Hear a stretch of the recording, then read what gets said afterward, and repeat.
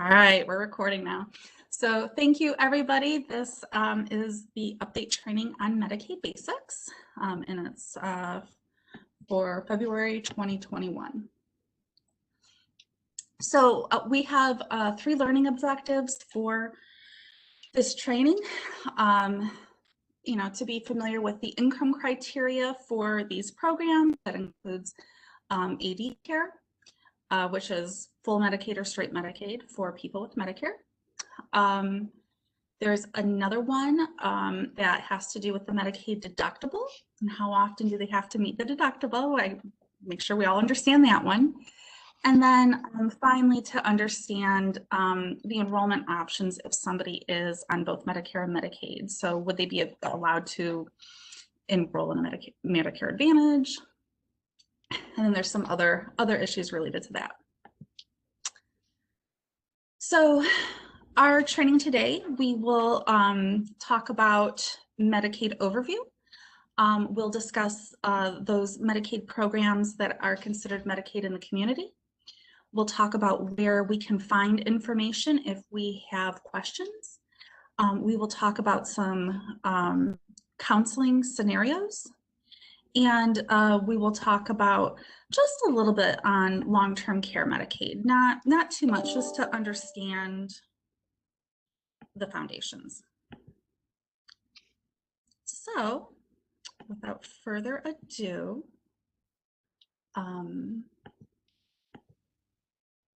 talk about Medicaid Overview.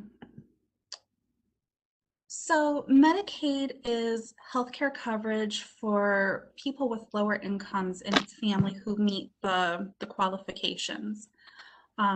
It's a federal state partnership that was enacted in 1965, and since that time, there have been both federal and state laws that have expanded coverage from when it first was in 1965. Now, because of it being a government program and that expansion process, there are different Medicaid categories. So when we think about health insurance generally, we just think it's the same benefits for everybody, but Medicaid works a little bit differently because of how they expand it to just specific groups. So for example, there's Medicaid for older adults, there's Medicaid for those who are pregnant, and so there's Medicaid for children under 18, and all of those have different eligibility criteria. There's actually 30 different Medicaid programs underneath that overarching Medicaid umbrella. So we're only going to be talking about those Medicaid programs that are for older adults and persons with disabilities. So those people who are also Medicare eligible.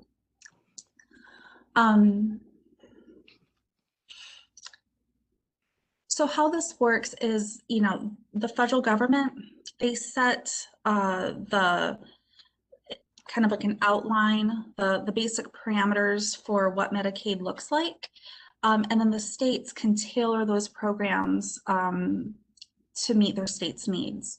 So the federal government just provides a foundational level of benefits, and states can adopt their own rules and expand their benefits.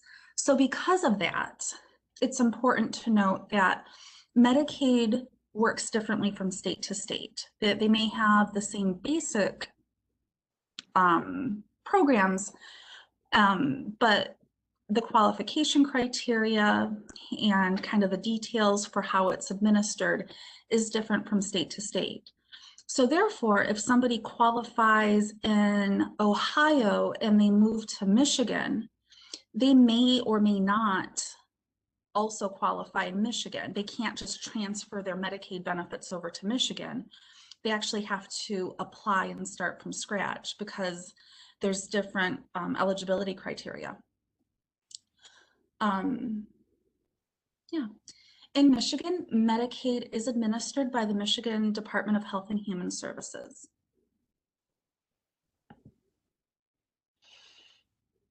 Now, today, we're going to be talking about those Medicaid programs for those people who are 65 and over, or who are disabled.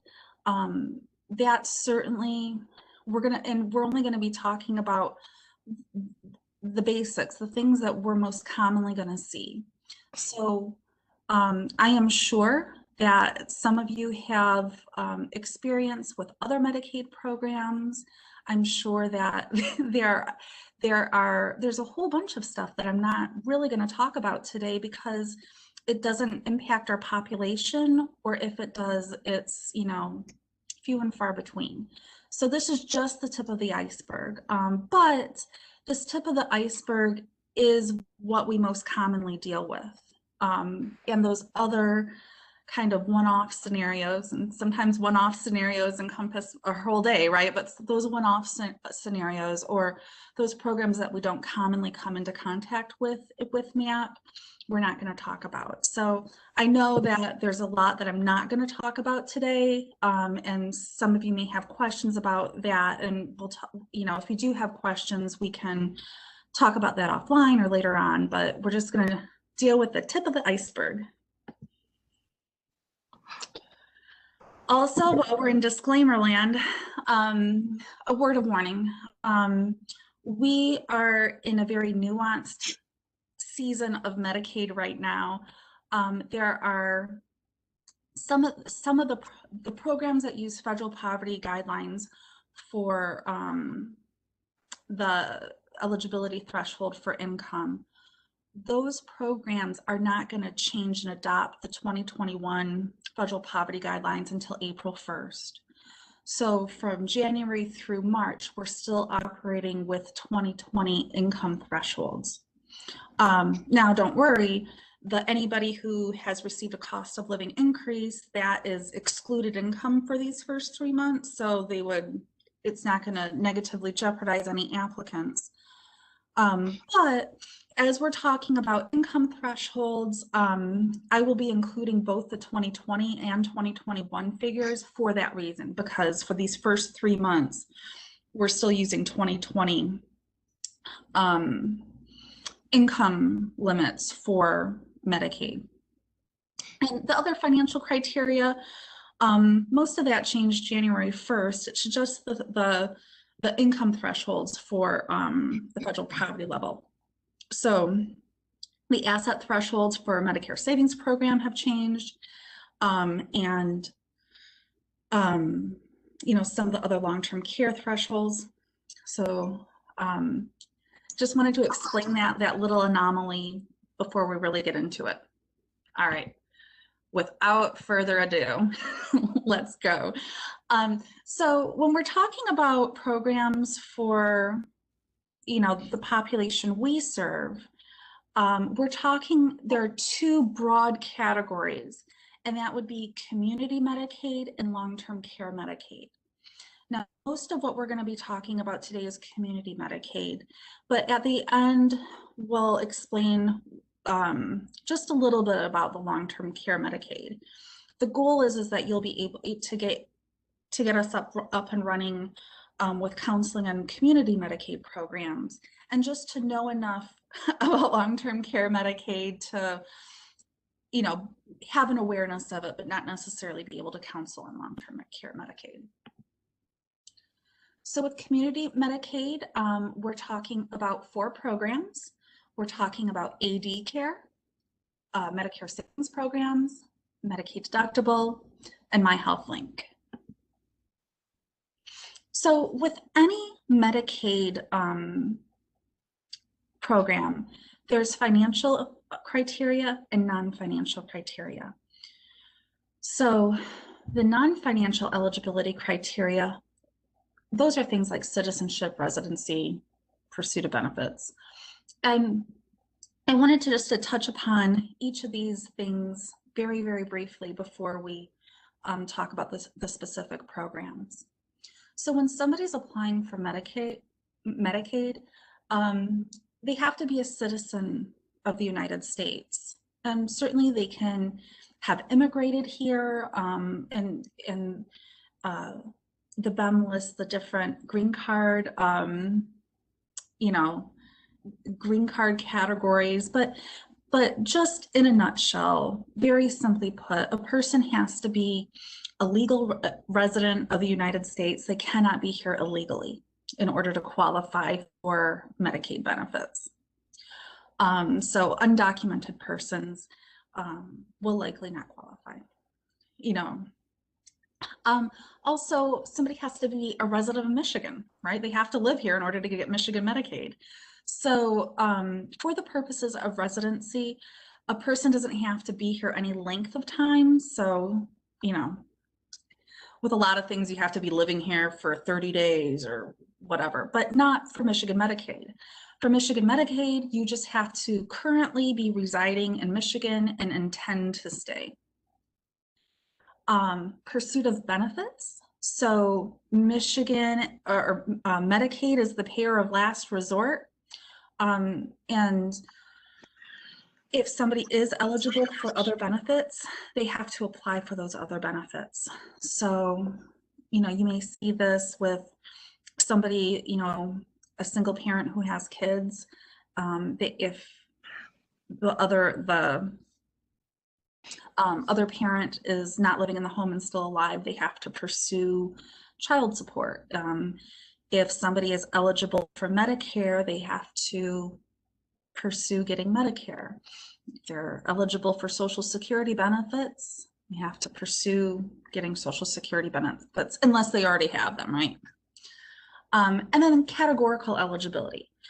So this means that, you know, they meet the requirements within that Medicaid category. So for example, we'll be talking about Medicare savings programs. And if somebody wants to receive Medicare savings programs, they have to be eligible for Medicare. So, you know, likewise, if somebody is applying for Medicaid because they're, you know, they want pregnant Medicare for somebody who's pregnant, they have to actually be pregnant. So there are those categorical eligibility criteria as well.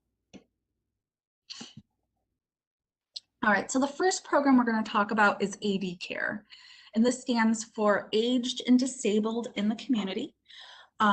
This AD Care is for people with Medicare, and it acts as a supplement to Medicare.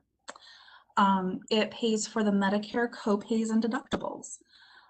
So if somebody has Medicare and AD Care, as long as their providers accept both Medicare and Medicaid, they will have to pay nothing for services.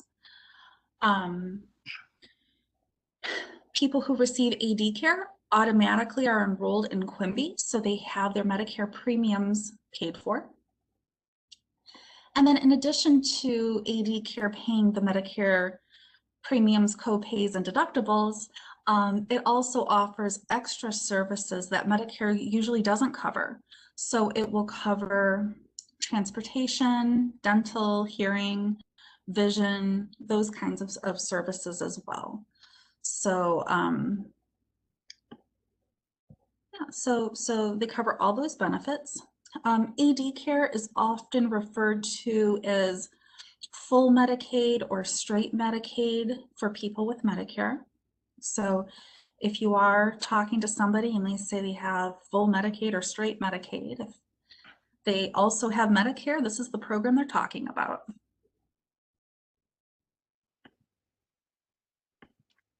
Now, in order to be eligible for AD Care, a person has to be categorically eligible. So they have to be Medicare eligible, so 65 or over, or disabled. They also have to meet an income and asset threshold. So for a single person, their income, I listed in this chart both the 2020 and 2021 amounts. So for January through March, we'll be using the 2020 number, and that's $1,084. That's the monthly income. And then effective April 1st for the remainder of the year, it'll be that second number. A single person would have to have a monthly income of $1,084. beginning in April. If they're married, those 2020 and 2021 numbers are there as well. This is 100% of the federal poverty level, and you know, that will change from year to year. Also, in addition to that income criteria, a person has to have limited assets. So these would be things like your savings account, checking accounts, stocks, bonds, savings. For a single person, they would have to have under $2,000 in countable assets. And for a married person, they would have to have under $3,000 in countable assets. We'll get into figuring out what counts and what doesn't count later on. Right now, I just want to talk about the basics of the programs.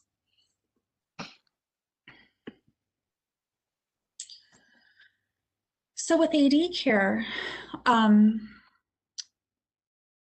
you know, in order for a person to be able to fully utilize their Medicaid benefits, they have to go to a provider that accepts both Medicare and Medicaid. It is a little bit hard to find a provider sometimes that accepts Medicaid. Not all doctors accept Medicaid. So usually when we can't find a doctor with traditional insurance, we just go on their website and look at the provider directory to find a new doctor. Well, in the case of Medicaid, if they're on, you know, full Medicaid, straight Medicaid, AD care, there is no provider directory. So it becomes a little bit difficult to find a doctor that accepts Medicaid.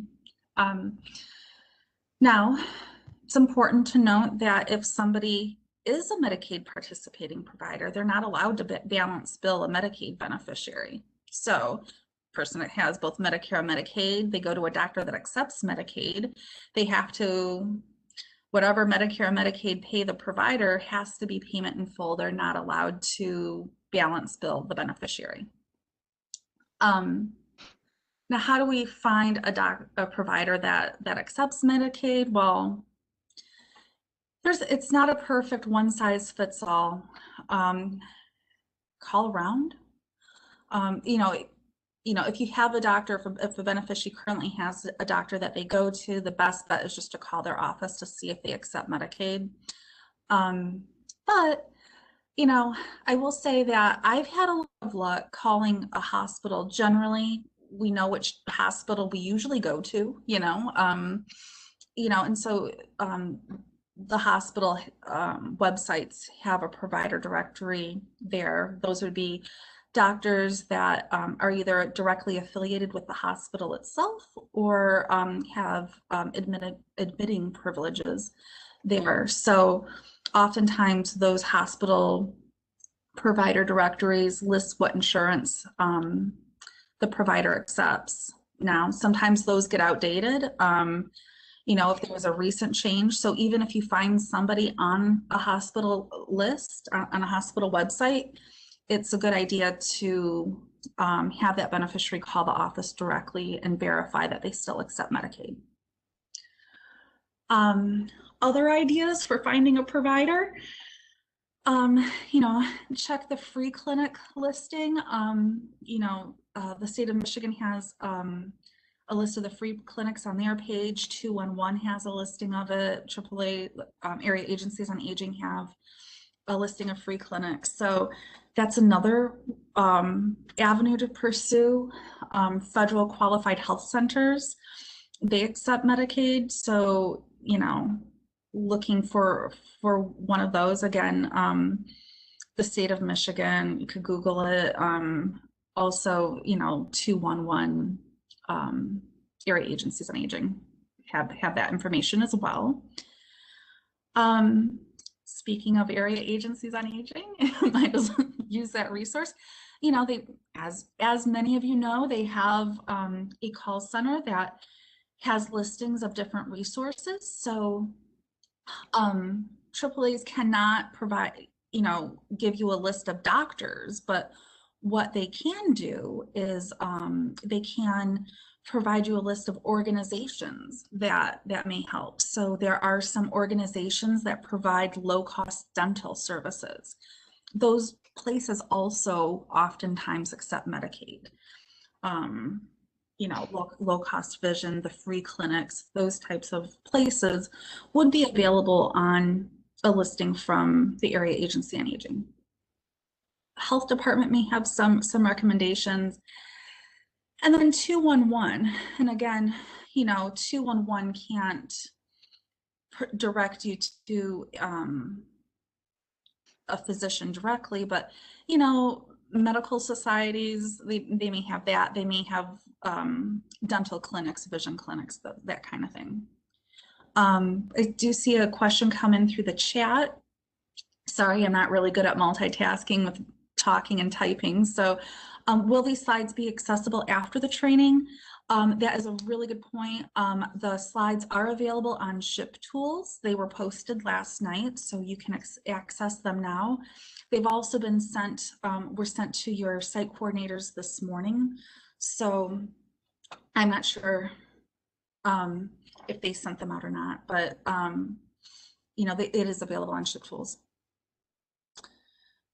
So that's how one might find a participating provider. Again, it's not a great answer where there is a for sure resolution. So it does require some problem solving.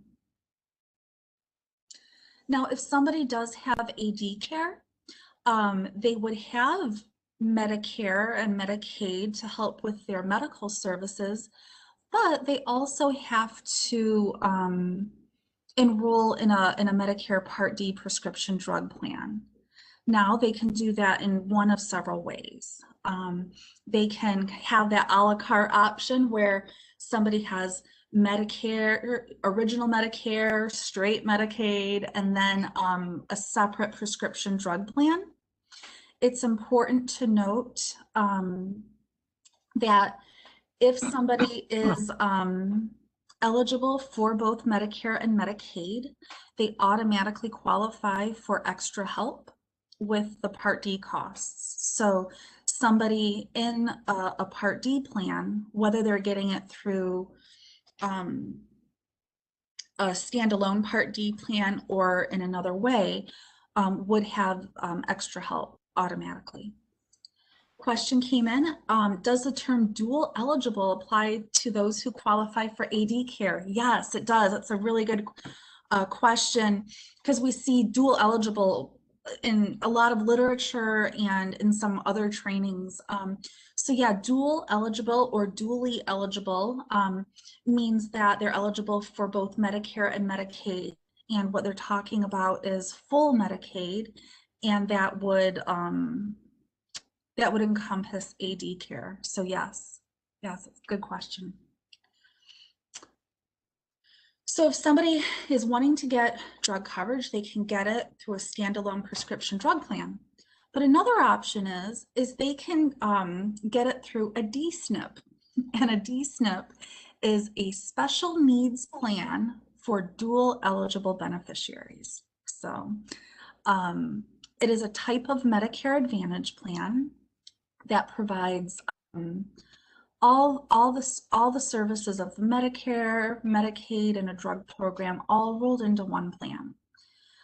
Many of these DSNPs have extra benefits, so that would be, you know, maybe some hearing or vision.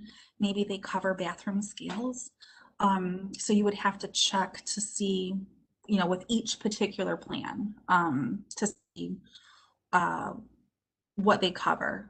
The DSNPs, just like Medicare Advantage plans, are offered through private insurance companies, and yep, it's all rolled up into one. The other coverage option is My Health Link. We'll talk about My Health Link in more detail. It's just a pilot program right now, but it also covers Medicare, Medicaid, and prescription drugs all in one.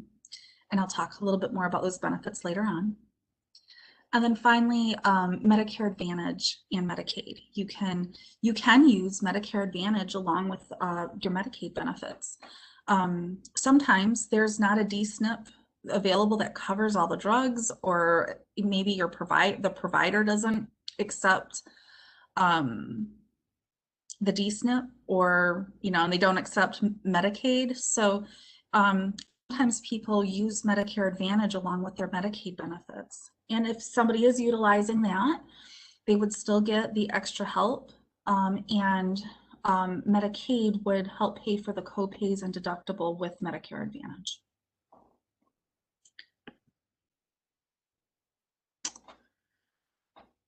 So that concludes talking about AD care. We're going to move on to the other program for Medicaid in the community, and those would be the Medicare Savings Programs, or MSP.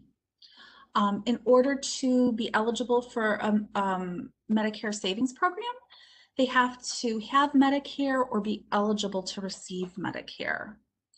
The Medicare Savings Programs helps pay for the Medicare premiums, and then some of them pay for the deductibles and copays, and we'll talk about each one individually.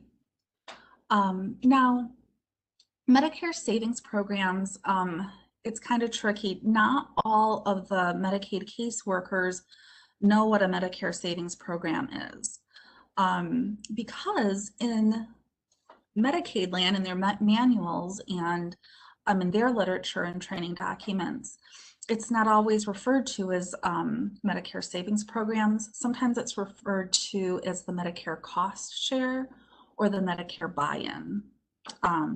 But if you hear a caseworker talking about Medicare Buy-in or Cost Share, they're talking about the Medicare Savings Programs. Now, there's 3 categories of Medicare Savings Programs: QMB, SLMB, and ALMB. And the category differentiations are separated by income. But all of them have the same asset levels. So for QMB, SLMB, ALMB, any 3 of the MSPs, it's going to have the same asset levels. So for a single person in 2021, that's $7,970 in assets. For a married couple, it's $11,960 in assets. Now, this does not include a burial exclusion of $1,500, and we'll talk more about that when we talk about assets. Now, for AD care and the Medicare Savings Programs, all of these resources are listed in the Medicaid in the Community Purple Paper. And we'll go over that resource in more detail in a few minutes. But I highly recommend, if you don't already, to have that purple paper handy for when you're counseling, because I know I certainly use it a lot. So let's talk about QMB. QMB stands for Qualified Medicare Beneficiary. And so in order to qualify for QMB, somebody has to be entitled to Medicare Part A.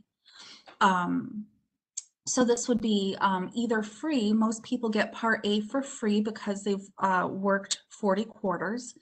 But even if somebody hasn't had enough work credits to have free Part A, they can still qualify for QMB, and QMB would pay for the Part A premium in addition to the Part B premium.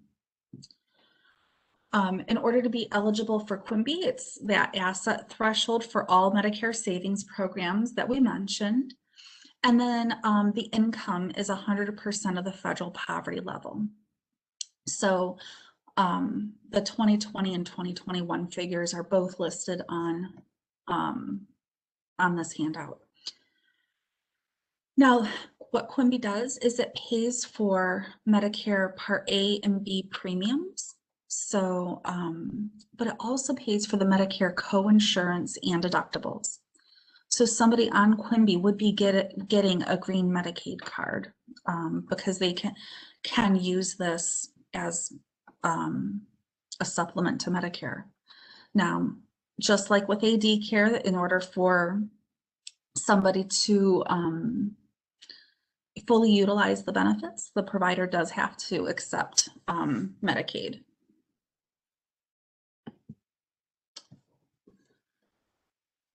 So with QMB, if somebody applies for QMB, the coverage begins the month following the MDHHS processing month, and there's no retroactive coverage.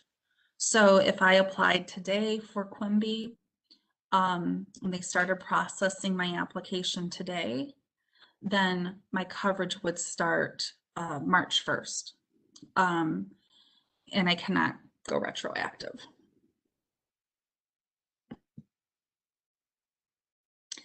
Now, the next Medicare savings program that we're going to talk about is SLMB, and that is Specified Low Income Beneficiary.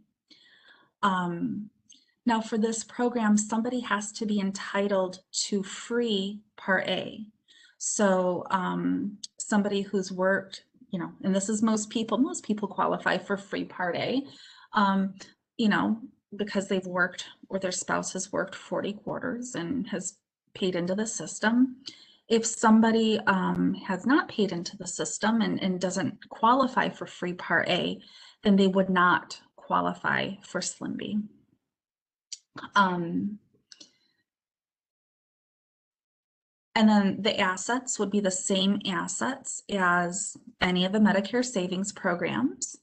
And then the income is slightly higher. So somebody would have to have in, you know, the 2020 numbers that we're using for the first 3 months, a single person would have to have an income of no more than $1,296. Now what SLMB does is it just pays for the Medicare Part B premiums. That's it. So it does not pay for the copays. It does not pay for the deductibles. It just helps them with the Part B premiums that are taken out of their Social Security check. It would essentially give them that money back. But every little bit helps. Do you have a question coming in about QMB? It says QMB also pays for Medicare copayments, such as a skilled nursing facility after 20 days, the $185.50, to the deductibles and co-insurance. So yeah, yeah, if somebody has QMB and they're in a skilled nursing facility, and somebody's in the skilled nursing facility after the 20 days, right? There's a Medicare payment of $185.50 per day. QMB would pick that up, yes. Jennifer, I have a question and I can't type it in. Is there a time limit? So for SLMB, we talked, it just covers the Part B premium.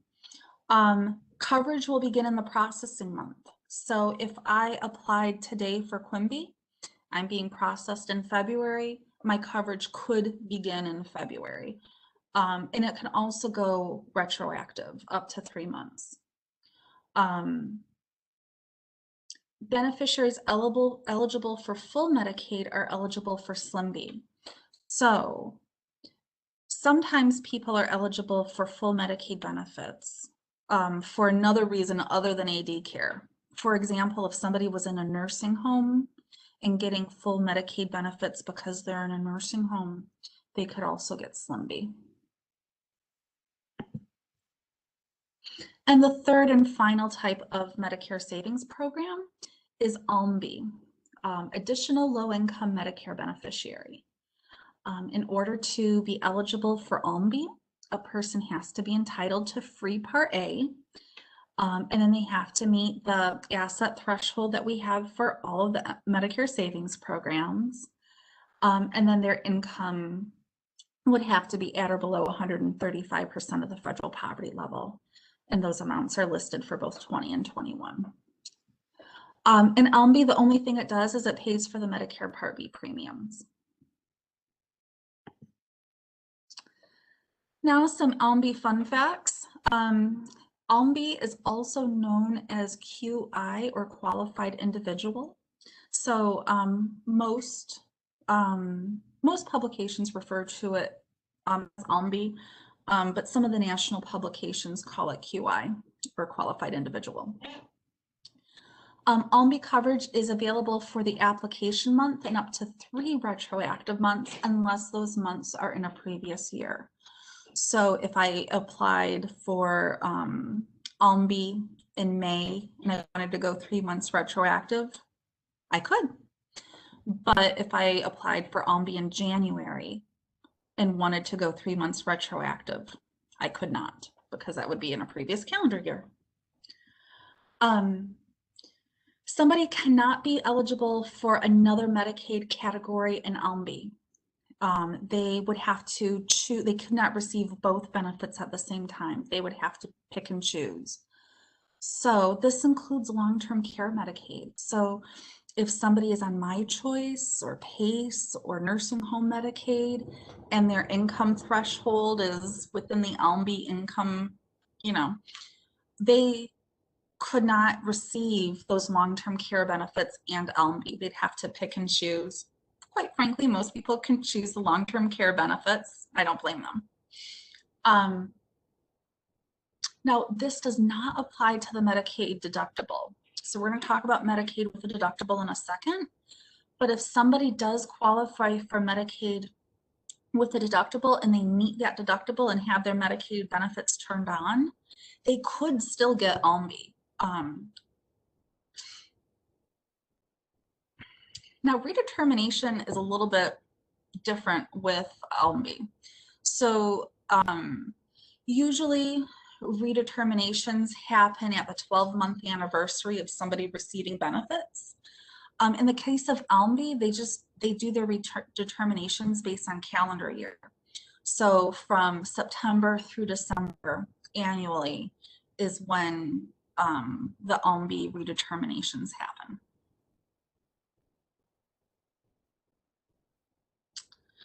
All right, so I want to talk about the purple paper, and I am going to switch our view because of how I have things set up. This is not a fluid thing.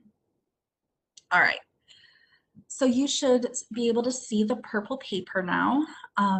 This is a resource that many of you are familiar with. It's on Ship Tools, and we can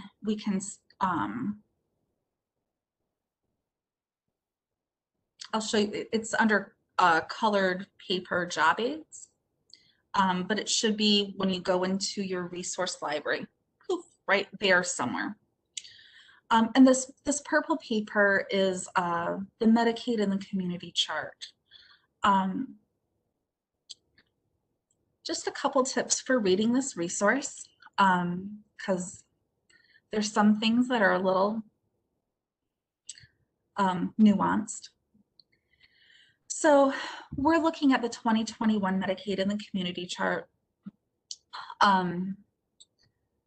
This is what we will, this has the assets are the 2021 assets and the income are the 2021 income thresholds that will be effective April 1st. So in a little bit, we're going to talk about the Bridges Eligibility Manual, where you can find where the rules are. But this purple paper very conveniently has the BEM citations for these programs. So if you are ever assisting a beneficiary and you need to really dig in there, you know, it's very conveniently located right here on the purple paper. It has the program name and then the description. It lists the monthly income limits.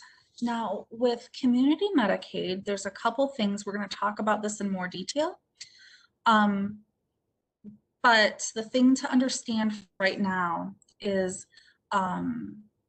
Medicaid has a $20 disregard, meaning they don't count $20 of your income. So this purple paper adds that $20 disregard in. So if you look up federal poverty level, you will, like, if you Googled it, right, and you wanted to see what it is, the federal poverty level is actually $20 less than what's on here. Okay, so this includes the $20 disregard in that in this number, if that makes sense. And then the assets are listed here. Also lists the QMB, SLMB, and ALMB. Same thing with assets. Now it says here, right, like SLMB, somebody could also qualify for SLMB and the Medicaid deductible. And if they qualified for the Medicaid deductible, their assets would be under $2,000 and $3,000 respectively. Or they could just qualify for SLMB only, and their assets would be the $79.70. Now, if I look at the back of this, a lot of the stuff I just said on the slides are on the back of the sheet as well. So it's really convenient. You don't have to like remember some of the nuanced rules about when retroactive coverage, you know, with which categories somebody can have retroactive coverage or not. It's conveniently located on the purple paper. So that's all I wanted to really show you. Now I'm going to go stop sharing this resource. And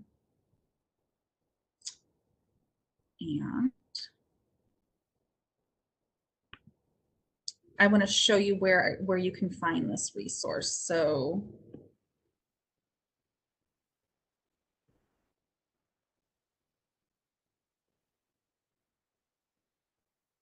okay, so you should be able to see Ship Tools right now. And I am in the resource library, and I just clicked on the resource library. And if I scroll down, here are the colored paper job aids, and this is where you can find the purple paper. Both the 20 and the 21 documents are here as well. All right.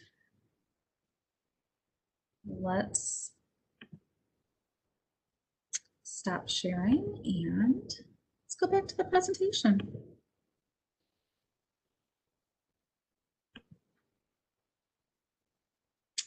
It's a question, why only a $20 disregard? Well, the best I can figure is,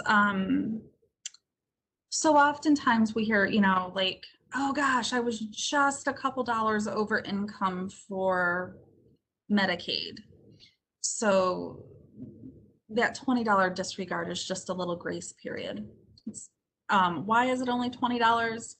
I'm not sure. That's what's built into law right now. So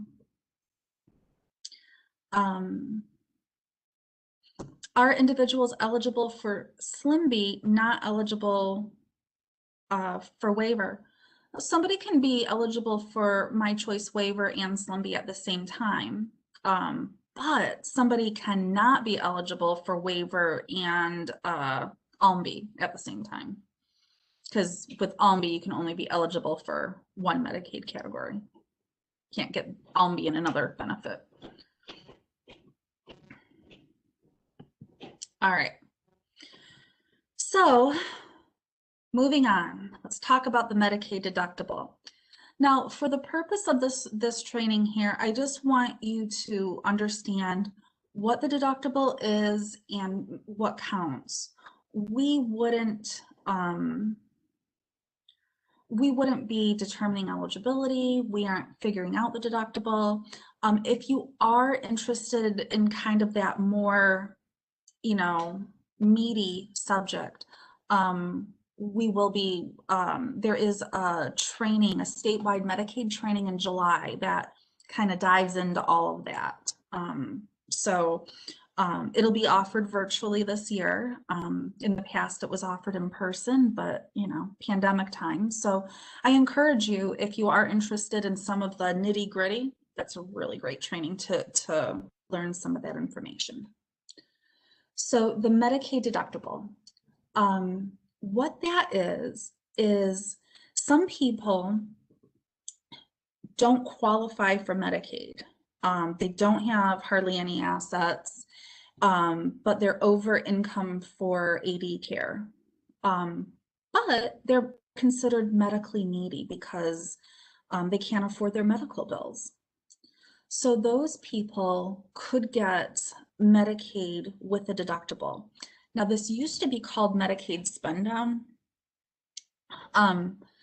So you may hear people talking about Medicaid spend down. Some like old school people like myself sometimes use it. But what it is it's Medicaid with a deductible. So these people who are considered medically needy can get Medicaid, but they have to meet a monthly deductible in order to receive their Medicaid benefits. And once they meet their monthly deductible, their Medicaid benefits turn on for the rest of the month. And then the next month, they'd have to meet another deductible. Now, in order to qualify for the Medicaid deductible, there is no income threshold. They just have to be considered medically needy, meaning their medical bills, they can't afford their medical bills. The cost of their medical bills exceed their income, and so that's kind of the loose determination of medically needy. Now there is an asset criteria for that somebody would have to have, a single person would have to have $2,000 or less of countable assets, and a married couple would have to have $3,000 or less of countable assets. So for the Medicaid deductible, each calendar month is a separate deductible period. So somebody has to meet that deductible each and every month in order to have benefits for that month. So, and then, if I meet the deductible this month, I would still have to meet another deductible next month, right? Rinse and repeat. So how this works is somebody incurs medical expenses, and then they provide that documentation to their caseworker. So there would have to be copies of bills, and then there's a deductible report, DHS form 114A. So that form is recommended but not required. Simply submitting the bills to the caseworker is the requirement. But once the person submits the documentation to the caseworker, then the caseworker turns on their Medicaid benefits for the remainder of that month. So now which bills count? Well, they can use old unpaid bills for the medical expenses. The deal is that they can't be paid, right? Like you can't have an old bill that you paid off. They still have to be financially liable for that bill in order for it to be countable for the deductible. They could go 3 months back to the current month. So if I applied for Medicaid and I got my determination that I have Medicaid with a deductible today, but I have a medical expense from a couple months ago, I can go back and use a bill that I have. I can use it to qualify for up to 3 months back. But if I had a bill today, and I could use it for up to 6 future months. Now, sometimes what happens is somebody incurs a high bill, like, maybe they had an MRI and it costs, they received a bill for $1,000, they could use that to meet the deductible for up to 6 future months. Or they can use it to meet the deductible retroactively up to 3 months. Now, a person does not have to pay an allowable expense for it to be counted against the deductible. It just has to be incurred. So if I go to the doctor today and they, you know, bill me for $100, I could make payment arrangements. I could not pay the bill, you know, like I could pay the bill later in order for it. It doesn't have to be paid, it just has to be incurred. An expense that has been turned over to a collection agency is still considered a medical expense until it has been written off. So you could use bills that have gone to collection. And then finally, old bills can only be used once to meet the deductible, even if liability is existing. So no double dipping, right? If I used a bill to meet this month's deductible, I can't use that same bill to meet next month's deductible. Now, case study. So Samuel Casanova has Medicaid with a monthly deductible of $500.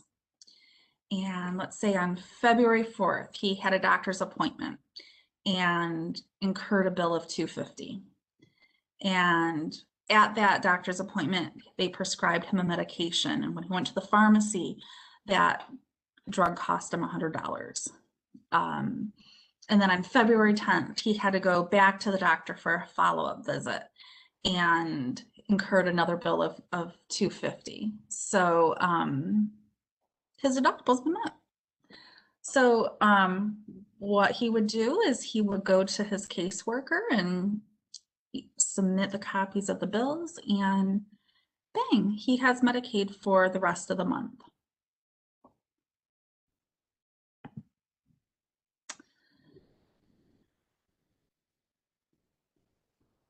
How is the amount of a person's Medicaid deductible determined? Well, the nutshell version, and John, I know you probably, the nutshell version is they take the person's income and they subtract the protected income amount from it. So in Oakland County, the protected income amount is roughly $400. That is the amount of money that Medicaid says that a person can live off of in a month. That number has not been updated since 1972. So somebody, you know, just some quick math. You know, if somebody, you know, made $1,200 a month, you know, they'd subtract that $400 from it, and their deductible would be about $800. So there are deductions and exclusions and all that, but that's just the 10-cent tour of how they determine a deductible. And if you have questions and want to get into it, that training in July really gets into it very well. And I think we're going to try to get Linda to come back to do that. I don't know if she will or not, but and also I can spend some time kind of going over it. In my example, will they go back and pay the $100 of the $600 used to meet the deductible? No, they won't. If there's that, you know, because yeah, they're like, because that second bill was the bill used to meet the deductible. There's a remainder of $100, right? The deductible is $500, but there was $600 in expenses. That they're not going to like partially turn it on to meet that bill. But that little extra could be counted towards next month's deductible. Okay. The last program I want to talk about is My Health Link.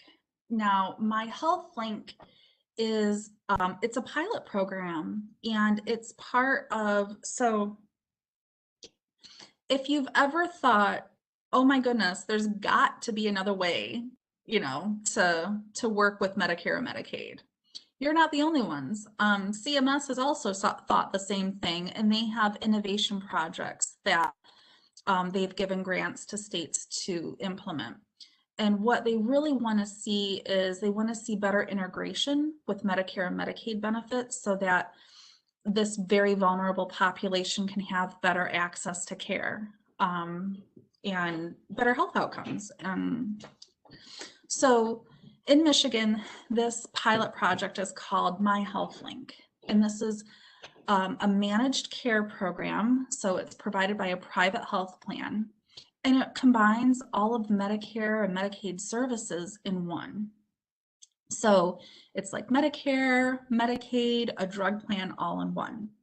Now, My Health Link offers additional services. So it's not, it's kind of like a DSNP, right? The special needs plan, but it offers things that the DSNP doesn't offer. The really cool thing that this does is it also integrates with mental health services that might be offered through community mental health. It also integrates with long-term care services like My Choice and nursing home Medicaid. Now, if somebody is qualified for My Choice, they would have to get all of the My Choice benefits through the My Health Link plan. They couldn't get it from like AAA, you know, and then they'd have to get everything from the My Health Link plan. And then it offers extra services too. So these plans, you know, dental, vision, hearing, non-medical transportation.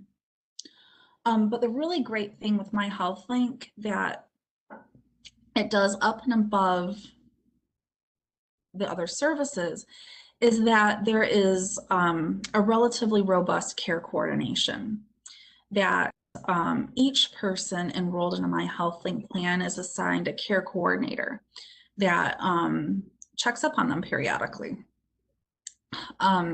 So they have a partner to help them navigate, you know, oh my gosh, I need to find a GI, you know, or, you know, my doctor recommended this person, but it's not covered under the plan. Help me, you know, or, you know, oh my gosh, I need a wheelchair, you know. They would help coordinate those services and make sure that the beneficiary has access to care. So, in order to qualify for My Health Link, this person has to be 21 or over. They have to live in one of the counties that this pilot project is operating in. So in the Area Agency on Aging 1B service area, the only county that currently has My Health Link is Macomb County.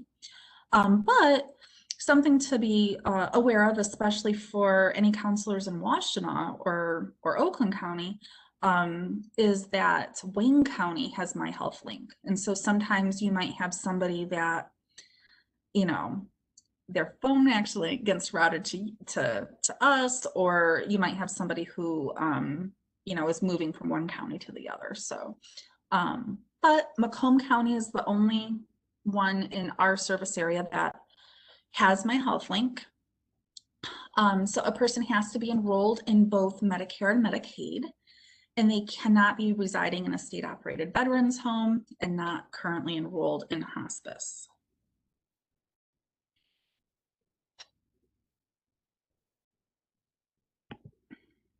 So the benefits with My Health Link, there's zero copays, but also there's zero copays for medications too. So it's,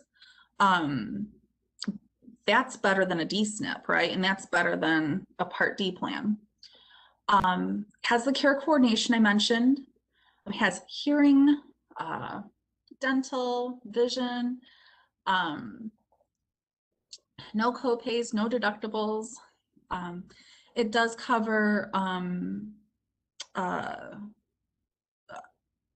behavioral health care that would have normally been provided by community mental health, so it coordinates with them in a very special way.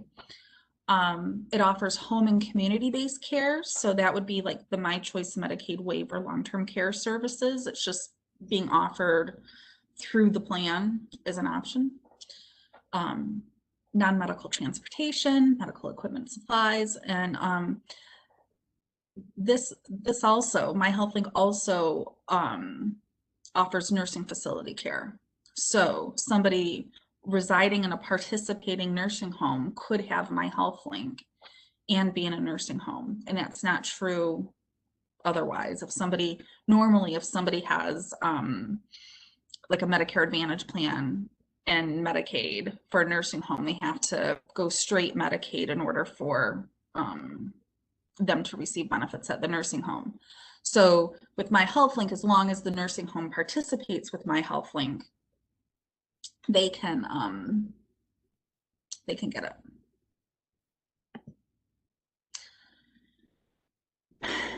We do have a question. Are all dual eligible beneficiaries in Macomb County presently being auto-enrolled unless they opt out?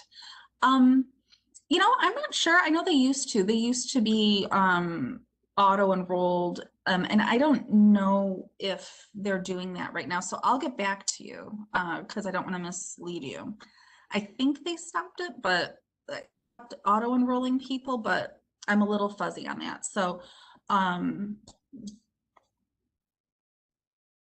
I will get back to you and your site coordinator and let you know.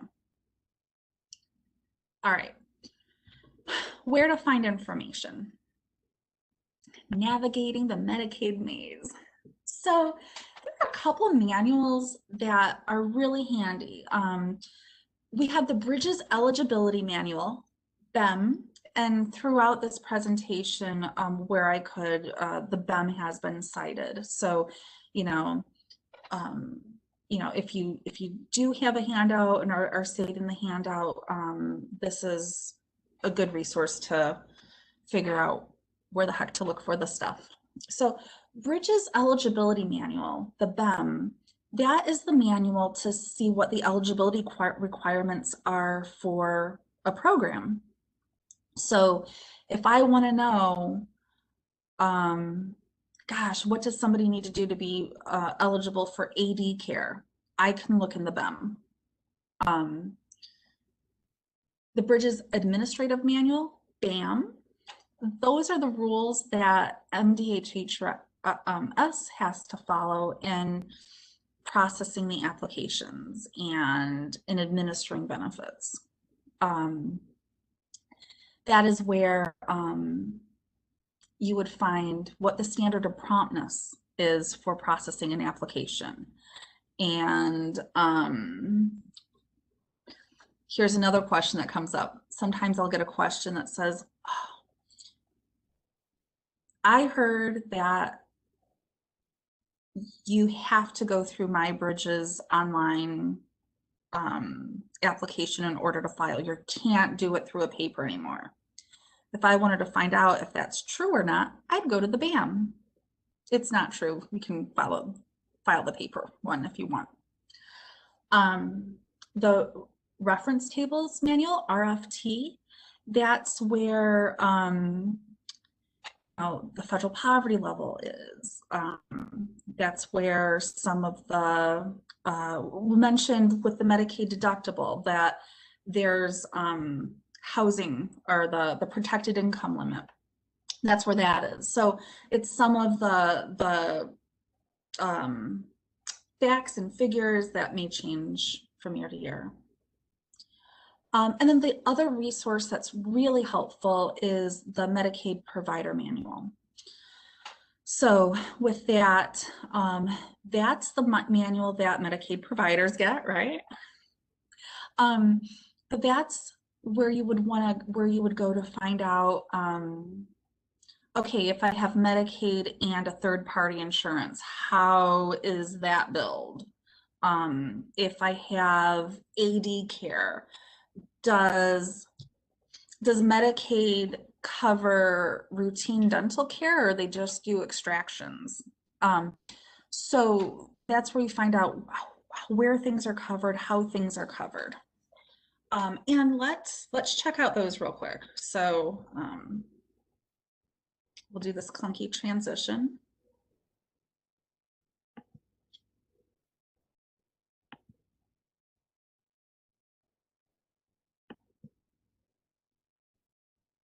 Okay, so you should see I'm in Ship Tools, imagine that. So here are the current policy manuals. I just used the link that's in your slides, and this is what that looks like. Now, in order to access the BEM, the BAM, the RFT, I'm going to go to Bridges, and here they are. Here's the BAM, here's the BEM, here's the RFT. So I'll show you. So this is what the eligibility manual table of contents looks like. You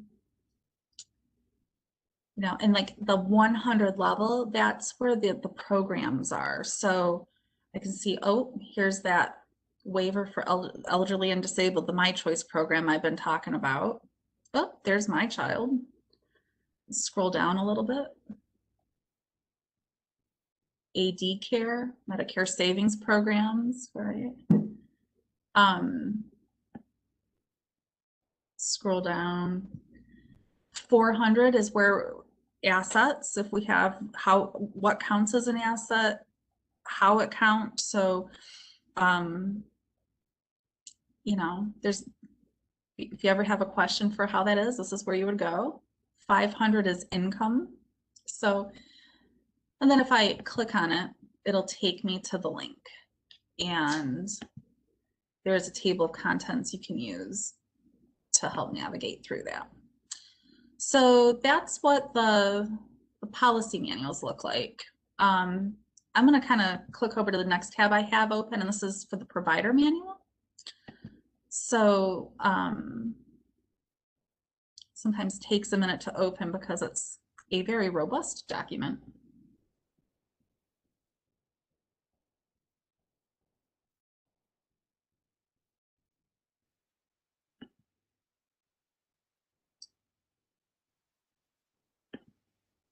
Let's try this again.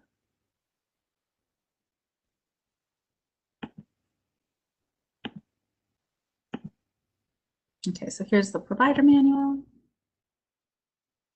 And there we go, it's loaded. So this you can navigate through by using the table of contents over here. So if I wanted to find out about dental, there's a whole section on dental. If I wanted to find out if chiropractic coverage is covered, or you know, hospice, this is where I would go.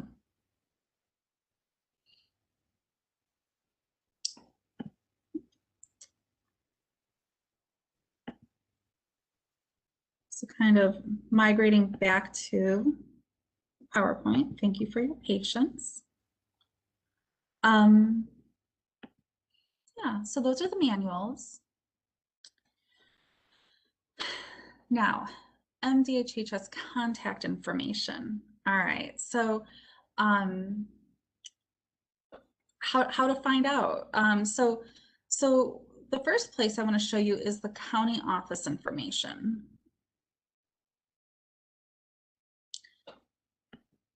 And let's switch over to back to the interwebs.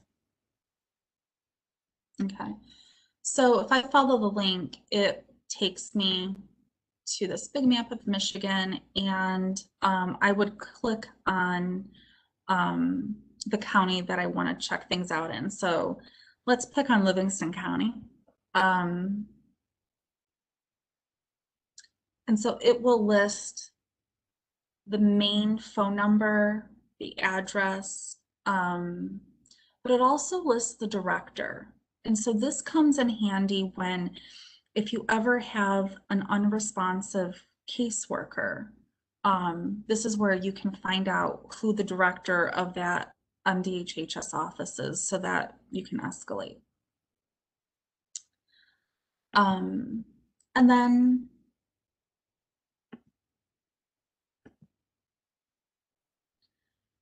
the other thing I have on the slide is a link to the State of Michigan contact directory. So if you're talking with a beneficiary and they tell you my caseworker's name is, you know, John Smith, Mr. Smith is my caseworker, and they don't know their phone number or their email address, you can use the state of Michigan contact directly and type in their name, and it will give you the contact information for that caseworker. So I wanted to show you that. Okay.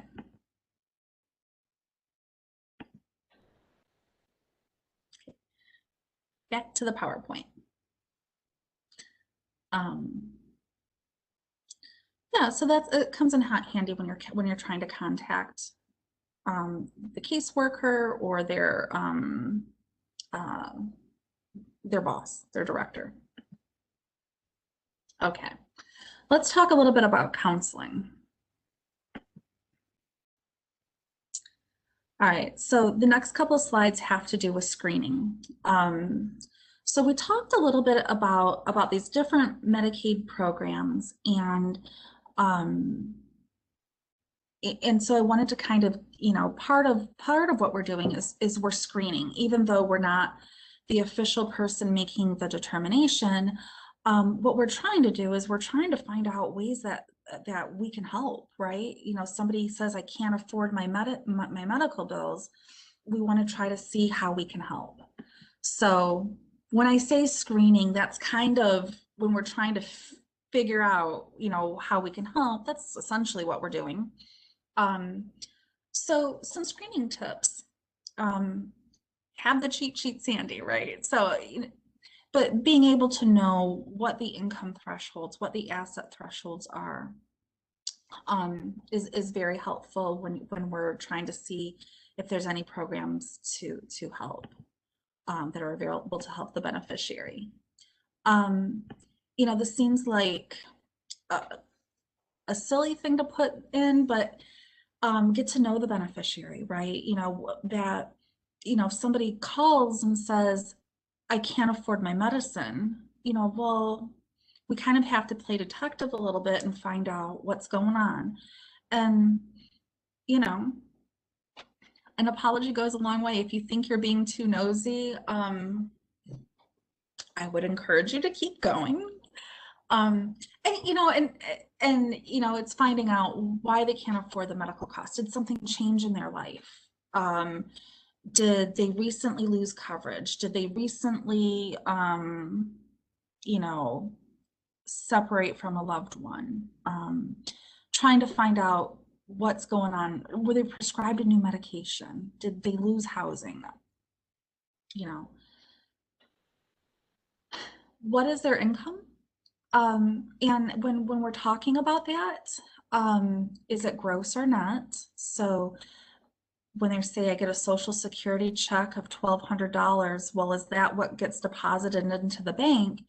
If so, we're adding that Medicare Part B premium in, right? Because what gets deposited in the bank, that's their net.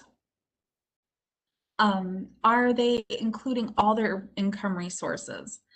This seems silly, but you know, some people, it seems silly to ask on its face, but it's really a worthwhile question to ask. Asking them, are they including all their income resources? So if they say I only get $900 a month, okay, well, what does that include? Is that your pension? Is that your Social Security? And the reason why I say make sure they're including all the income resources is I've talked to several people who believe that their Social Security check wasn't income because they're not working, right? They're only including like work income or pension. So I think we all have assumptions or biases, and that's certainly true when we're talking about money. So it doesn't hurt to verify. What are the assets? Ask specifics. A lot of times people underdisclose their assets. They don't think about it, out of sight, out of mind. So this might be, they're only counting what's in their checking or savings, but they don't think about the stocks and bonds that they have because, you know, that's not part of their daily experience. The other thing is are they eligible for other benefits? And I think we make the assumption that, you know, sometimes we just take something at face value. But are they getting Social Security? You know, some people want to not collect Social Security until they're 70. So they're trying to hold off, even though it's causing a hardship to them. Likewise, some people don't want to, you know, tap into their savings because they're saving that for a rainy day. And if you're applying for Medicaid, it's raining, you know.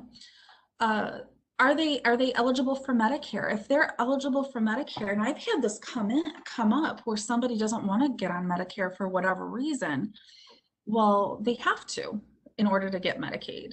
They have to pursue all the benefits for which they're entitled. So those are just some screening tips. And, you know, I just can't stress this enough. I mean, I know it's like when we're trying to help, people tend to underdisclose things. And that's certainly their prerogative, but just keep that in mind. Like, I never feel bad about probing for that reason.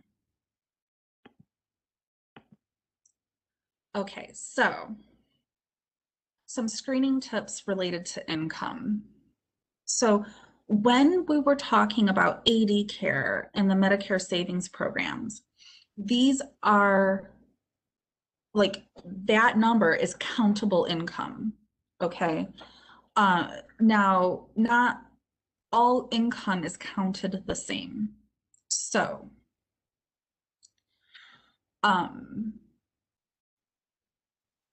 let's see if I, so the big thing is, you know, earned and unearned income are treated differently. So income from work, if somebody's working, that whole amount does not count. For employment income, the calculation is the gross amount of that employment income minus $65 and then divide by 2. So when we are screening and we're asking what somebody's income is, it's really helpful and worthwhile to ask what that source is. Is it pension and Social Security? Okay, those are unearned income, and those are counted in its entirety. Earned income, self-employment, employment, that is subject to this calculation, only about half, right? $65 minus a half of that is counted. Likewise, there's the $20 disregard. Now that $20 disregard is built into the purple paper, so keep that in mind. The $20 disregard only applies to unearned income. So I'm going to give an example. Fred McFredrickson is my client, and he's having a hard time affording his medical costs and wants to see if he might qualify for something. So we're going to see if he qualifies for AD care or MSP. He has a Social Security benefit of $1,070 a month. And for the sake of this example, this is his gross income. The COLA exclusion's already figured out. So that whole amount of that Social Security check is countable for Medicaid. Then he has a $50 pension. There you go.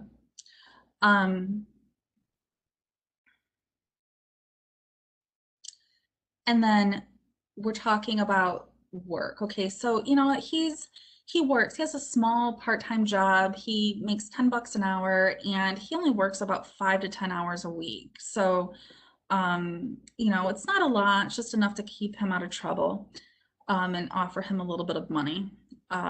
So, you know, he says, well, gosh, I only make about $360 a month gross with his work income. So we're going to apply that calculation. So that gross amount, the 360, we subtract $65 from that. And then that result, we're going to divide by 2. And so that countable work income for Medicaid is $147.50. Now, if I add all 3 up, because it's $1,267.50. And so if I go to the purple paper, I can see that he qualifies for SLMB, or he's likely to qualify for SLMB, and make the recommendation that he apply for that.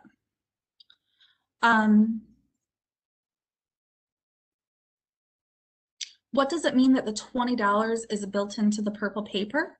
So let's go back to the purple paper again. I'm gonna shift gears, albeit very clunky. Okay.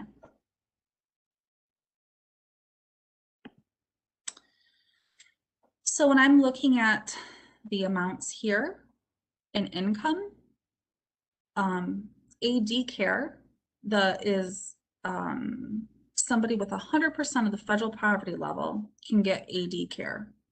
So if I did that, 100% of the federal poverty level is $1,074 a month. So what this purple paper does is there is a $20 disregard, and what this adds $20 to the poverty level. So it incorporates that $20 disregard into this. So if I am using the purple paper as my guide, as I do, I'm not going to also subtract $20, because then I would be subtracting $40. You know, I would be disregarding $40 of income instead of 20. So if I'm using this number, I do not also have to subtract $20. I hope that makes sense. Okay, I'm going to stop sharing this.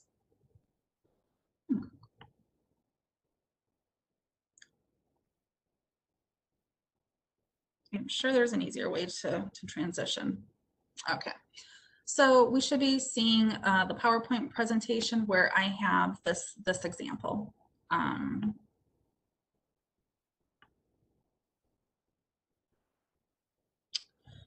What happens if income is paid out quarterly or annually and not monthly?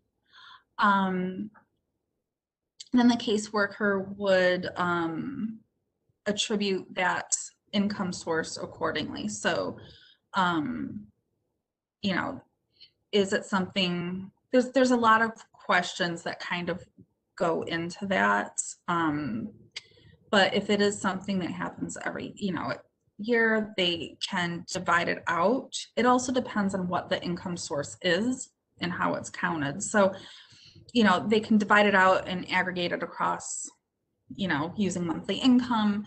Also, they're going based on 100% of the federal poverty level. So we have the monthly amounts because it's easy to talk about somebody in terms of monthly income, but there's also that translates to an annual amount too. So yeah, so they do the best they can to kind of aggregate it and make it fair. So if somebody gets a big lump sum in February, it's not going to count, and that's just a one-time payment for the year. It's not going to look like they are making a ton of money.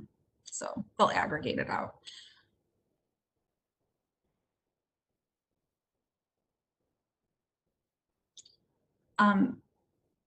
All right, so that's our example on income calculation. Let's get into assets. So in order for an asset to be countable, it has to be available. And what that means is if I can't get to it, it's not fair to count it, right? So let's say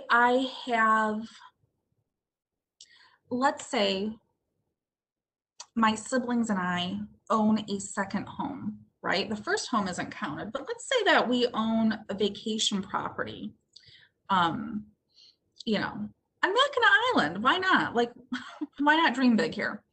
And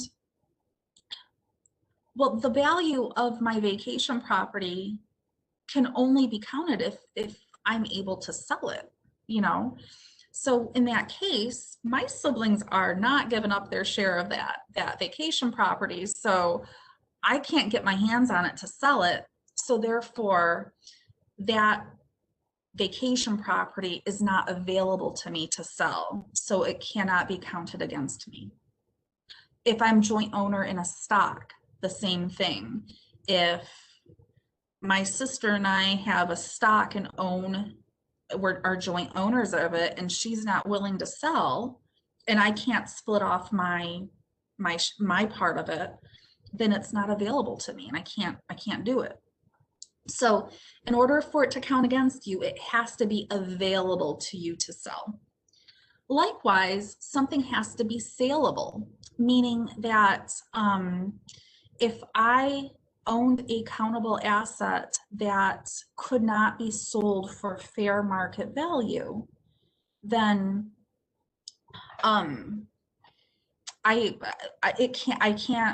not expected to sell my whatever property it is, right? Whatever asset it is, I'm not expected to sell that asset for less than fair market value, because that would be unfair.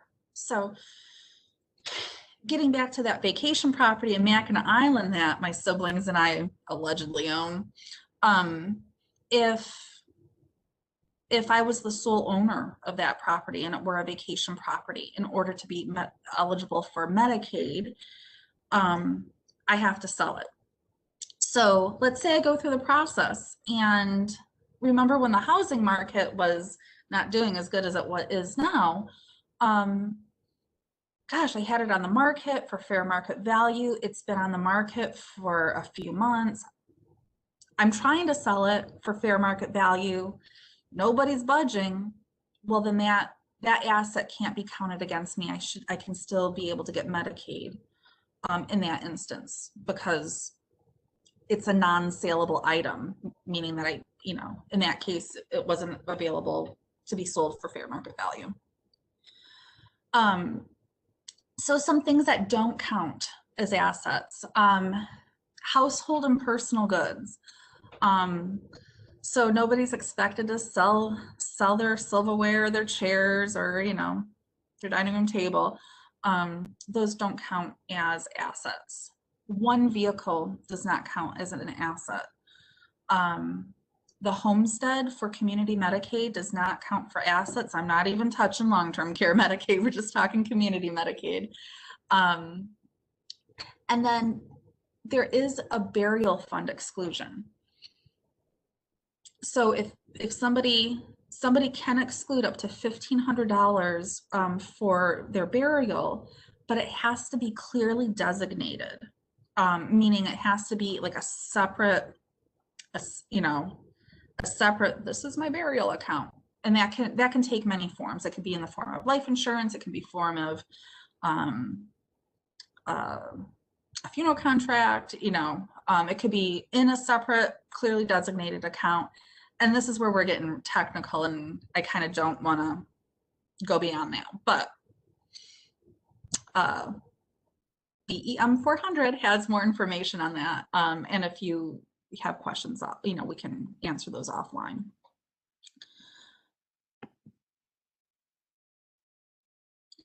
So that's kind of assets in a nutshell. The thing that there was a question that I wanted to answer in this contact. I wasn't skipping it on purpose. I just wanted to wait till the right time. Are retirement plans or dividends counted as earned income?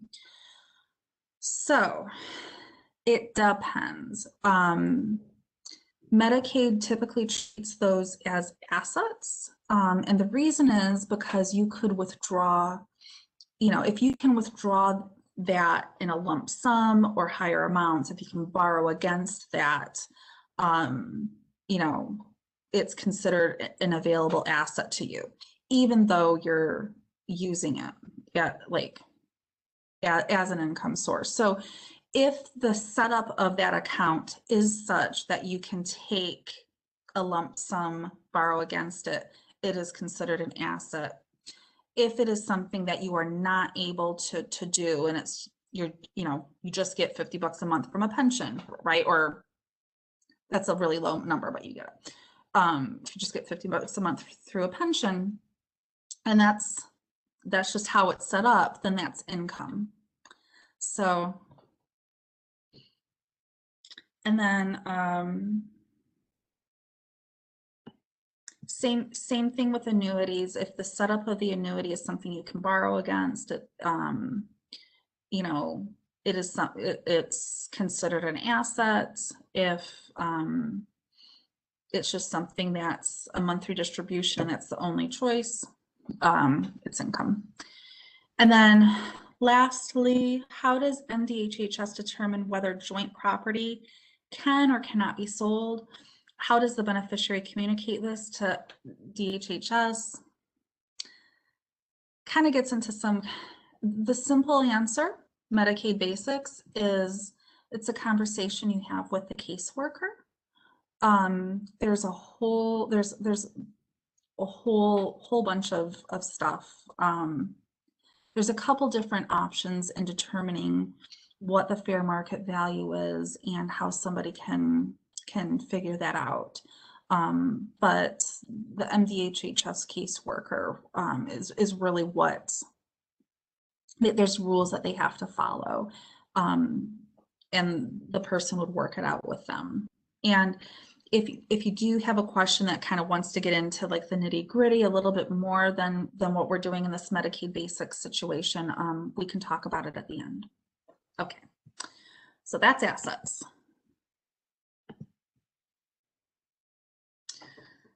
I know I talked about this before. I want to go over it again because this is actually something where it comes up. But Medicaid is the payer of last resort. And again, we're talking about people's assumptions or people wanting to hold on to a nest egg, and that doesn't count. It all counts, and it all comes out in the wash. So, if they are eligible for other benefits, if they do have money socked away that they don't think it's count, it's just asking those probing questions and advising them accordingly. So, making sure that if they're eligible for Social Security, that they're collecting those benefits, if they're eligible for Medicare, that they're on Medicare, and so on.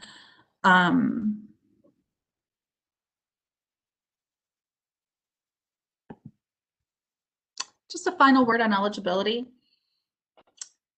MAP does not determine eligibility, so MDHH does. So, we can tell them if they're likely to be eligible, but, what happens frequently enough for me to have a disclaimer is, as somebody's going through the application process, maybe they don't disclose to us that they have an income or asset source, and it comes out in the application process, and that may not qualify them. On the other side of it, there might be something that they thought they were describing to us accurately, but maybe it wasn't completely accurate, and maybe something is not countable, like not a countable income or asset source because of how it's actually structured. And through the verification process, the MDHHS worker knew that and we didn't. So it works both ways, where we'll just do the best we can with the information provided. Okay, so I wanted to talk a little bit about Medicaid options counseling. We talked about this a little bit before. when we were talking about AD care, but I wanted to mention it again because now that we have like a better, robust picture, I wanted to kind of get into it. So when somebody has full Medicaid benefits, right, and in the context of this, we're talking Medicare and AD care, they still have to have a Part D plan, right? When somebody becomes eligible for Medicaid and they're on Medicare, right, they have to pursue all benefits for which they're eligible. So even if they were on Medicaid before and became eligible for Medicare, and Medicaid used to be paying their prescriptions, they have to switch over to a Part D plan. And they can get this in a couple different ways. They can do original Medicare, straight Medicaid, and a standalone prescription drug plan. They can do this through a special needs plan for dually eligible beneficiaries. So this is a type of Medicare Advantage program that is specifically designed for people with both Medicare and Medicaid. So it covers the Medicare benefits, the Medicaid benefits, and then they can offer extra benefits like dental, hearing, vision, non-medical transportation or non-emergency transportation. Sometimes they offer things like bathroom scales or thermometers. Since these are private insurance plans, you would have to check with the specific plan to see what their extras are. Somebody could get My Health Link if it's in a county that offers My Health Link. So that is an option, and we can see, you know, with My Health Link, when we were talking about it before, those have zero copays for the drugs in addition to everything else. So that might be a really good option if they're in a county that has it. And then finally, Medicare Advantage and Medicaid, where Medicaid would pay the Medicare Advantage co-payments.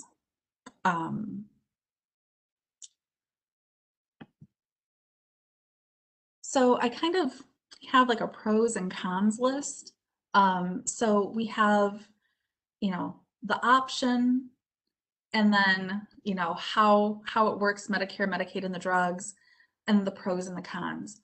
So when we're looking at like the a la carte option where you have original Medicare, straight Medicaid, and a separate prescription drug plan, well, the pros is that it works with the Medicaid long-term care programs like nursing home Medicaid and My Choice. It also works with community mental health programs. So if you are working with a beneficiary that has other, you know, it's not on AD care, but maybe is on, you know, is getting these other benefits too, this option is really good for them. The bad part is that there's no provider network. So it's kind of like the Wild West trying to figure out who to go to. There is no coordination of coverage. So you're kind of working with your doctors and trying to figure it out with them, which might be enough. And it's just hard to navigate for some people. Now, the other option is the DSNP, the special needs plans for dually eligible beneficiaries. The Medicare, Medicaid, and prescription drug plan are all rolled up into one plan. Now, the pros with this is that there is a provider network. So you can see if a provider accepts this plan. There's only one card, so there's no, you know, makes it easier. And then there are some extra benefits with some of these plans. So some of them may cover vision, dental, hearing, up and above, you know, what Medicaid would normally cover. It may have some, you know, bathroom scales, thermometers. So not necessarily, but maybe.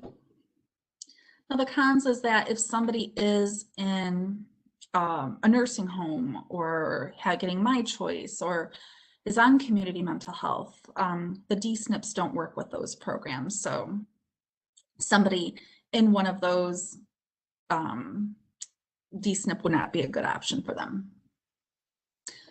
The next option is My Health Link. It provides the Medicare, Medicaid, and prescription drug benefits all in one. The pros of this is it offers long-term care and behavioral health benefits.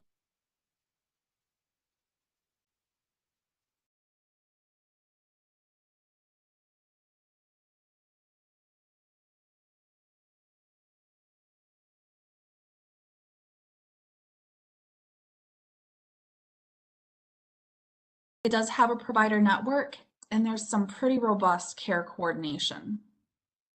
The cons is that the provider that the beneficiary sees may not be in network, and also the limited, it's a pilot program, so there's a limited service area.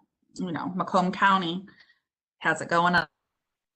Something to know about My Health Link is that it has been approved to expand in the future. We just don't know what the timeline for that is. So it will likely be expanding to other counties.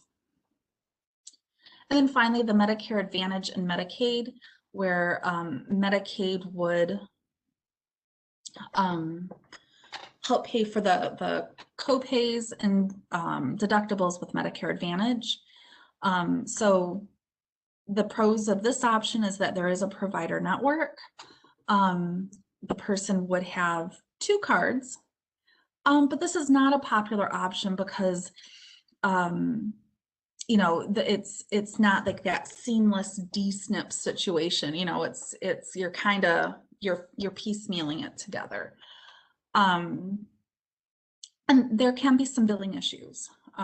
You have to make sure that the provider accepts both Medicaid and the Medicare Advantage plan.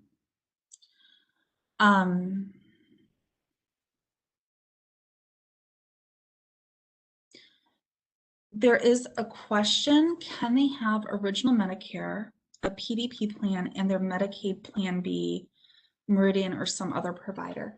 Yeah, so with a D-SNP and the My Health Link and Medicare Advantage, those are like the health insurance companies like Meridian or Molina that provide that. So it can be that. It gets a little bit complicated when we're kind of talking about other conversion situations. And if you have questions about that, those rarely show up, but we can talk about that at the end. But yeah, the D-SNP, the My Health Link, they're private insurance companies. And so for like the D-SNP, you will see Meridian, Molina, like Aetna maybe?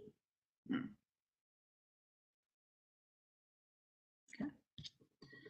Yeah, Mary, we'll talk about your situation later if you want to. So some frequently asked questions. The Medicaid to Medicare transition. So, you know, sometimes we get clients who are just turning 65 and they've been on Medicaid and now they're becoming eligible for Medicare. And how does that work? Well, there's some things that we don't know, right? We don't know what Medicaid program they're on necessarily, and sometimes the client doesn't know. So, you know, we could try to find out, but I don't know if they're on Medicaid because of Healthy Michigan or some other reason. I don't know if they, you know, had an extenuating circumstance that would otherwise qualify them.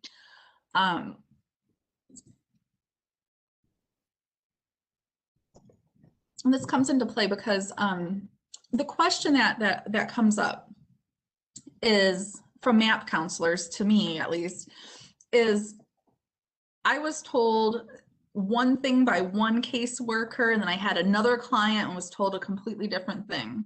So what do they have to apply? Do they not have to reapply? You know, Linda in her Medicaid training said that they just have to rerun the eligibility. Like, how does that work?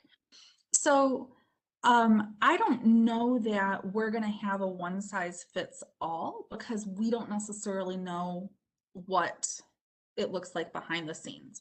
So I'll tell you what the rules are and how it should go. But there's not this answer that is they always have to fill out an application. They may not have to. So so what happens is this. So we have a beneficiary, they're on Medicaid, they become eligible for Medicare. Once they get a copy of their Medicare card, they should provide a copy of it to their caseworker. And they should do that within 10 days of getting the card. Now, it is required that a current MDHHS Form 1171 and DCH Form 1426 are on file. So what that 1171 form is that's just their Medicaid application. They have to have a current one on file within the last 12 months. And then the MDHHS 1171, that form does not ask anything about assets. It just asks a bunch of questions, most of which are about income. So because the 1171 doesn't have an asset question, they, for our programs that we're talking about now, they have to fill out another form collecting the information on assets, which is the DCH 1426. Now these forms can be done online or they can be done a paper form. So, you know, some caseworkers say, okay, you have to fill out the application and the supplemental questionnaire on my bridges, you know, or here's a paper form. Either is acceptable. But if both forms are on file and approved within the last 12 months and all that information is there, then nothing else is needed. But if either form is outdated or missing information, then they'll need to complete a new form. So in those situations, they should be asked to complete a new application. Also, if a form has been completed, but within this Medicaid category, there's missing data, they will need to complete a new form. So will they need to reapply? Maybe. Now the caseworker, once they get that information back, they add Medicare eligibility and the start dates of their Medicare into bridges. And then the worker will need to run eligibility. So not just updating the record, but they have to take that extra step of running the eligibility. And then poof, their Medicare, their whatever benefits get approved. So MSP, AD care, whatever they're eligible for. Now in the case of MSP, it can take up to 120 days for this whole process and then talking to Social Security for that all to happen. So if it does take that long, they will get a refund of premiums that were paid, you know, during this process. So that's the Medicare to Medicaid transition. So another thing that comes up is, what do I do when I can't get a hold of the caseworker? Well, a couple tips and tricks before we start sounding the alarms. The first is communication by email works the best usually. You know, a very big caseload, so a lot of the workers, you know, may or may not be responsive with their phone calls. Sometimes though, the caseworker may require written permission from the client, so they may be completely not responding to you because they don't know if they can talk to you or not. You know, so in that case, if the client does have access to email, you know, it might be a better option to have them email the worker and copy you, or MAP does have a form on SHIP tools that you can fill out to obtain permission. You could also just have them provide written permission to the caseworker and they should accept it.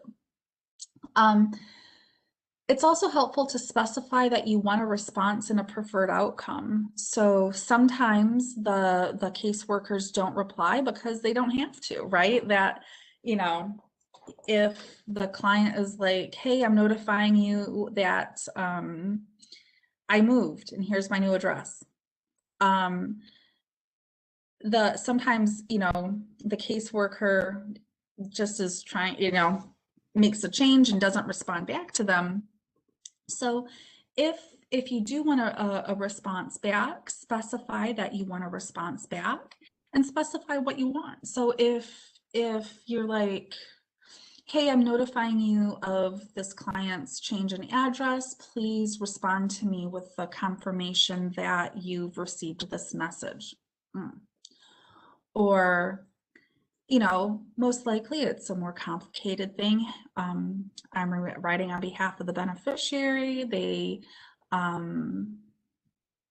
received a denial based on something. Please respond to me. I would like to schedule a three-way call where we can talk this out, right? Whatever it is that we're hoping for. Be reasonable with your expectations. So if I emailed them this morning and, you know, gosh, it's noon and they still haven't responded back, oh, be patient. So typically, you know,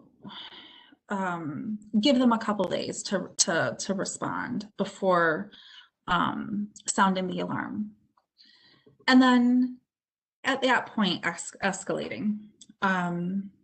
So if you can't get a hold of the supervisor or to the caseworker, shoot it up to the supervisor. You can find out who their direct supervisor is by, remember that the link I had to the county office? You can call the main number and ask who the supervisor is for the caseworker. If that doesn't work or you can't obtain it, you can go online to find out who the county director is and escalate it there. We can see if somebody mapping, so Robin's doing the casework. It used to be Linda, but Robin can see if we can make contact and help advocate. Also, kind of like the, you know, the big option is to contact the state representative or senator. So, you know, we've learned in our civics class that, you know, we are a nation of checks and balances. That is certainly the case here. So oftentimes when there's a congressional inquiry, right, when you call a state representative or senator and they advocate for you, they would have one of their aides contact the MDHHS to find out what's going on. And this is certainly if they're not following their standard of promptness, if they're not following their own rules, this is a good option to utilize to try to get results quickly. There's a question, does Medicaid honor the unique ID? They don't. We've been trying to get them to do that. So really the best, if your site coordinator is able to have a relationship with the local MDHHS office, that's gold. That's worth $1 bazillion. It's not all the time available for whatever reason. So we do have contacts at the state level that we can sometimes utilize. But we don't have that that same situation with the unique ID where we have that very robust relationship. It's just kind of doing the best we can.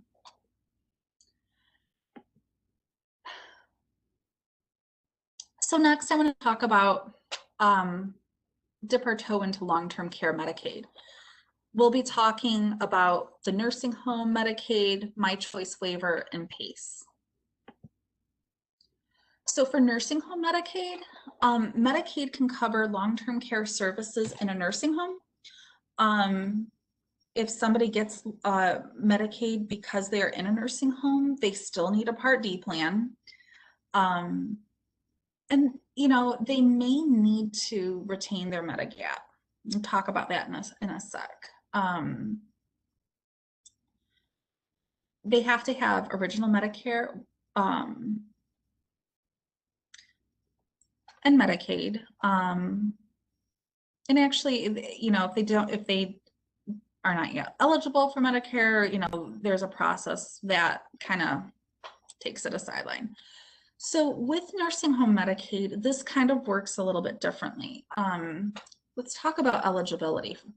In order to be eligible for nursing home Medicaid, the individual has to be medically needing, meaning they can't afford the nursing home by themselves. The assets, if it's an individual, they have to have $2,000 or less of assets. If it's a married couple, there's a pretty good amount that's protected for the spouse. You know, it's a little bit over 20,000. But there's some complicated rules. So, you know, just understand that there's some protections for the community spouse. But with nursing home care, the person has to be medically eligible for nursing facility placement. This is where, like, sometimes we'll get calls from, well, I just had a call last week where the daughter was worried about her dad, and dad is starting to forget things, has a doctor's appointment next week but to screen for dementia. So she's a little bit worried, and she's afraid that they're going to have to place him in a nursing home. So she's starting to shop around for nursing homes and stuff. So she's a couple steps ahead of the process. So I say, like, a person has to be medically eligible for nursing home placement. And there is a level of care determinations that the nursing home will do to determine if they need the level of care provided at the nursing home. You know, that a person has to be able to be able to live independently alone in order to qualify for nursing home placement. And so there's some very specific questions that they ask to determine that. But also there has to also be a doctor on board with this. So, you know, there's options to kind of get this started, but really, if you are talking with a family member that's worried about their dad having dementia like I did, you know, making sure that you know, your first step is to talk to the doctor. So kind of going back to the benefits of nursing home Medicaid. So if somebody is eligible medically and financially for nursing home, Medicaid will cover long-term care services in the nursing home. And they will either give that person full Medicaid benefits, or if the person has a higher income, they would qualify for Medicaid with a deductible while they're in the nursing home. So that's kind of behind the scenes how it works. Where the rubber meets the road is sometimes you'll have a beneficiary like, I need to see, you know, a specialist outside of the nursing home. Maybe they have to go to dialysis at a different facility. Maybe, you know, maybe there's some component of their care that they have. And so some people choose to retain their Medigap for that reason, so that care provided outside of the nursing facility is covered for them. Now what happens is when somebody has nursing home Medicaid, the beneficiary will essentially have to pay a patient pay amount, and that's determined based on their income, based on, you know, whether or not they have a spouse or not. But the boiled down version of this is essentially the person, let's just say we're talking about a single person, would turn over their Social Security check to the nursing home as their patient pay amount, and then they would get an allowance. So they would get about $60 allowance. And then, you know, if they did have like a supplement or whatever, that would just be deducted from their patient pay amount. So they could still have it. It would just mean that the nursing home gets a little bit less. And then, yeah, then they would have Medicaid benefits. They would be considered fully duly eligible, so they'd get low income subsidy, and all of that would be kind of coordinated through the nursing home. Now, the next long-term care program is My Choice Waiver. This is a program that provides long-term care services in the community. So the idea is that somebody could get long-term, somebody who is nursing home eligible doesn't have to go to a nursing home to get care. They could stay in their own home and have services brought in.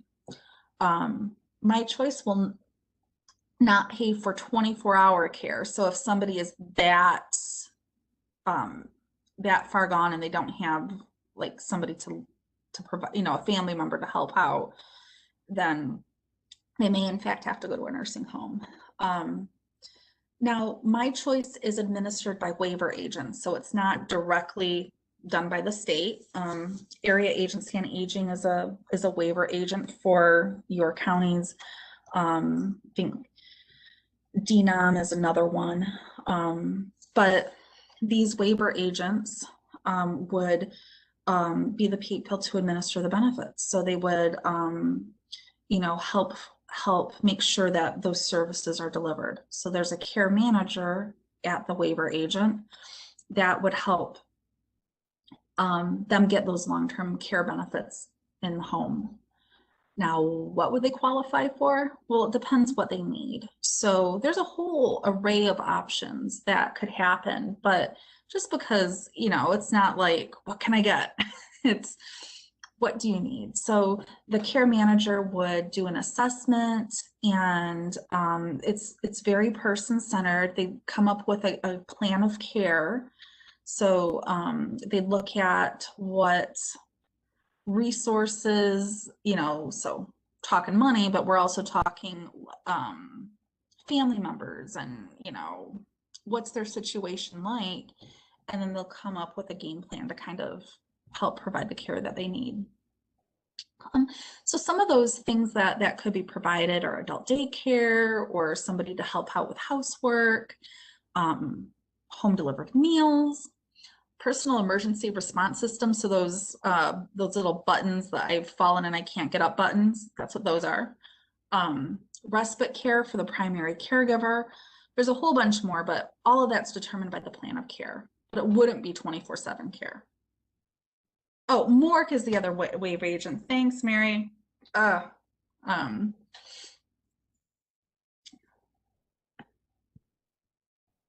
See. Yeah, thanks. I appreciate it. A little rusty.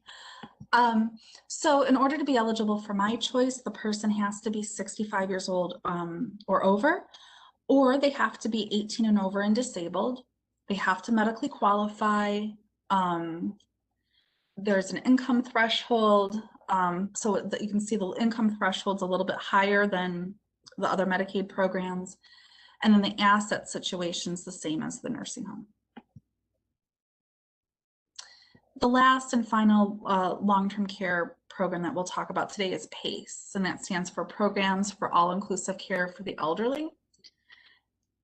It also provides community-based long-term care, but it works a little bit differently. So PACE actually has a PACE facility, and they have doctors and nurses and like physical therapists, and they have an adult daycare center there.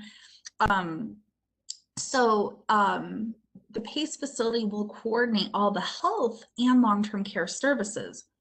My Choice is more of like a social component, right, where they're looking at non-medical care that they're providing, whereas PACE,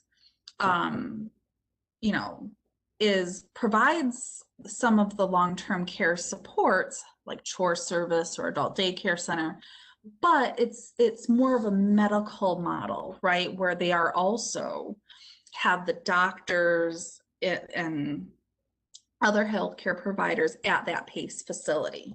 So, you know, it's just a different, it's a different approach to community-based long-term care, but it has more of that healthcare incorporated into it. So this does allow a beneficiary to also live at home while receiving long-term care benefits at home. Some people will go to the adult daycare service on the PACE at the PACE facility.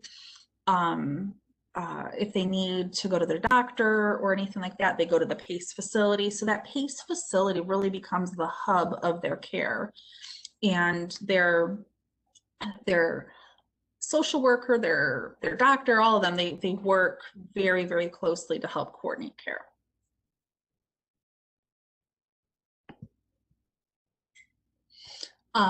So PACE, in order to be eligible, a person has to be 55 or over, reside in a PACE service area. So there's not PACE available in all areas or counties.